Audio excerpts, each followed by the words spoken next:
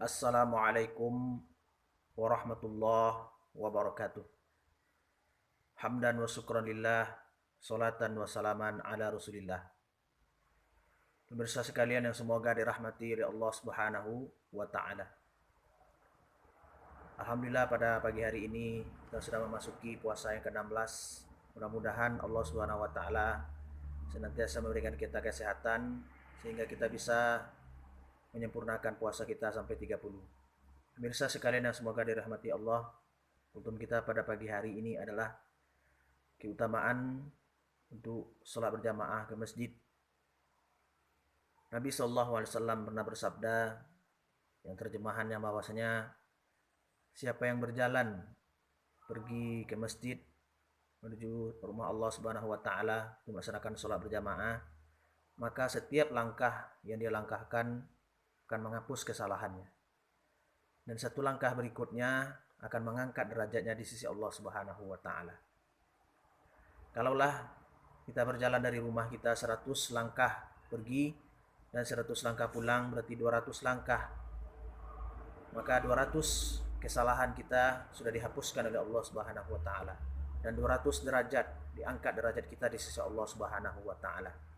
Kalaulah kita sholat 5 waktu sehari semalam, 200 dikali 5 berarti 1000 kesalahan kita sudah dihapuskan hari itu. 1000 derajat di sisi Allah Subhanahu wa taala diangkat. Karena masing-masing kita nanti berbeda tingkatan derajatnya, tingkatan surganya di sisi Allah Subhanahu wa taala. Karena surga tersebut ada 7 tingkat. Maka tingkat yang paling tinggi adalah surga Firdaus. Di sanalah para nabi, wasiddiqin, orang-orang yang jujur, wassalihin, orang-orang yang soleh berada. Jadi tergantung tingkatan derajat kita. Semakin tinggi derajat kita, maka semakin tinggi pula lah surga yang akan kita tempati.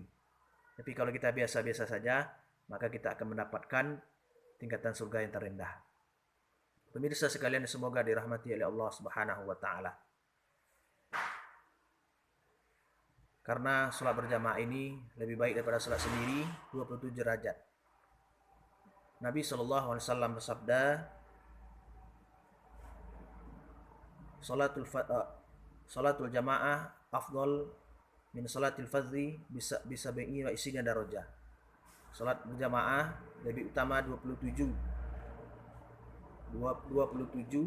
derajat di sisi Allah SWT dibandingkan dengan salat sendirinya. Maka apalagi kita sebagai laki-laki, seorang laki-laki tidak ada halangan untuk tidak melaksanakan salat berjamaah. Ada suatu ketika di zaman Nabi SAW, seorang buta bertanya kepada Nabi, namanya Abdullah bin Umi Maktum. Pernah bertanya kepada Nabi, karena beliau buta, tidak ada orang yang menuntun beliau pergi ke masjid, maka beliau bertanya kepada Nabi SAW, wahai Rasulullah, aku ini seorang yang buta, tidak ada orang yang menuntunku, apakah aku boleh sholat di rumah? Pertama Rasulullah menjawab, kata beliau, boleh. Lalu Abdullah bin Umi Maktum pergi. Kemudian Nabi memanggil lagi, wahai Abdullah bin Umi Maktum, apakah kamu mendengarkan suara azan? Kata Abdullah bin Umi Maktum, iya. Maka kata Rasulullah SAW, tunaikan. Jadi seorang yang buta saja, Nabi SAW tidak memberikan keringanan untuk tidak melaksanakan salat berjamaah. Apalagi kita yang diberikan oleh Allah Subhanahu wa taala fisik yang sempurna. Tidak ada alasan bagi kita untuk meninggalkan salat berjamaah. Berbeda dengan perempuan. Kalau perempuan yang lebih utama, kata Nabi SAW, perempuan itu lebih utama sholatnya di rumah. Akan tetapi ada juga hadis Nabi mengatakan, wahai para laki-laki, janganlah kalian larang istri-istri kalian untuk pergi ke masjid. Jadi tentu lihat situasi dan kondisinya.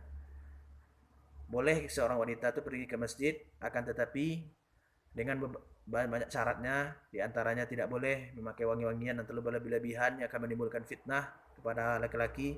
Kemudian tidak boleh memakai perhiasan yang akan mengundang orang untuk melakukan kejahatan, dan harus dia memakai pakaian-pakaian yang sopan dan lain sebagainya, hal-hal yang akan menyebabkan dia tidak pergi ke masjid.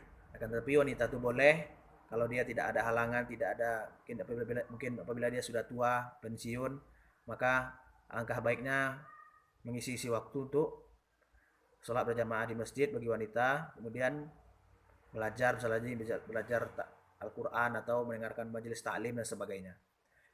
Pemirsa sekalian yang semoga dirahmati oleh Allah Subhanahu wa taala, maka daripada itu marilah kita tetap semangat untuk pergi ke masjid, meramaikan masjid dan musola yang ada di sekitar kita. Sehingga apabila masjid dan musola itu ramai, maka rahmat Allah Subhanahu wa taala akan turun. Kata Allah Subhanahu wa taala dalam Al-Qur'an, "A'udzubillahi minasyaitonirrajim, walau anna ahlal qura amanu wattaqaw la fatahna 'alaihim barakatim minas sama'i wal ardh." Kalau sekiranya penduduk negeri beriman dan bertakwa kepada Allah, akan kami bukakan pintu dari langit, keberkahan dan dari bumi. Maka mudah-mudahan negeri kita ini, terutama negeri Selungkang ini, mudah-mudahan diberkahi oleh Allah Subhanahu wa taala menjadi negeri yang baldatun thayyibatun wa rabbun ghafur. Mudah-mudahan bermanfaat.